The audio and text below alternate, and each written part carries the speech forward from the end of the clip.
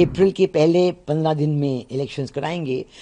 ये अपने आप में एक कंट्रोवर्शियल डिसीजन है। मांग अब जो बांग्लादेश में बढ़ती जा रही थी पिछले महीनों से, वो ये थी कि ये जो इलेक्शंस हैं इन्हें दिसंबर से पहले होने चाहिए। एक तरफ से मोहम्मद यूनुस ने बिल्कुल ये जो मांगें थी उनको ठुकरा दिया है।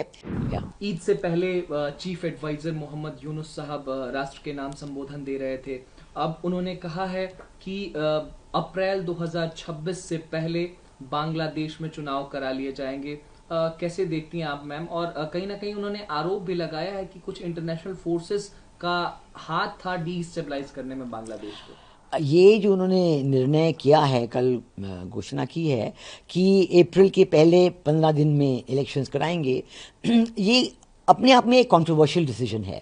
और वो इसलिए कि मांग अब जो बांग्लादेश में बढ़ती जा रही थी पिछले महीनों से, वो ये थी कि ये जो इलेक्शंस हैं इन्हें दिसंबर से पहले होने चाहिए और दिसंबर तक होने चाहिए और दिसंबर के बाद बिल्कुल नहीं होने चाहिए।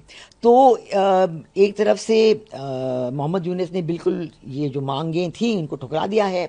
दूसरी तरफ से हमने ये भी देखा था कि आर्मी, जो बांग्लादेश की आर्मी है, उनके जो आर्मी चीफ हैं जनरल वाकर-उज़्ज़मान, उन्होंने एक सर दरबार की थी, सभा बैठाई थी 2 हफ्ते पहले, और उसमें उन्होंने कई निर्णय लिए थे डिस्कशन के बाद, उनके आर्मी ऑफिसर डिस्कशन के बाद।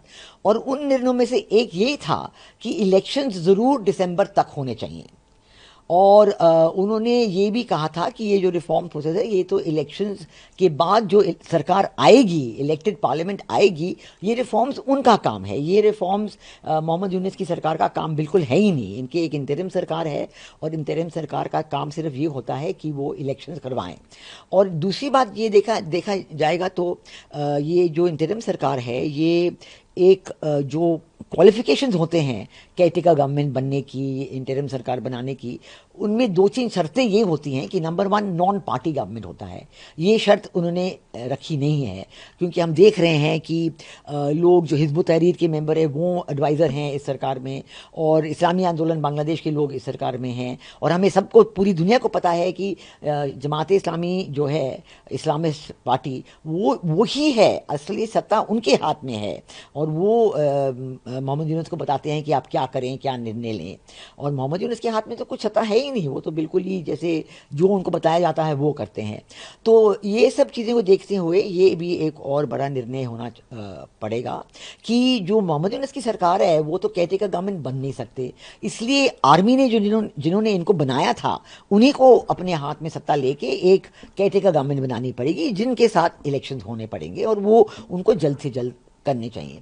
और फाइनल जो बात मैं कहना चाहूँगी इलेक्शंस के बारे में, वो ये है कि इलेक्शन जो मांग बांग्लादेश के लोगों में है, वो है कि elections free, fair and inclusive होने चाहिए।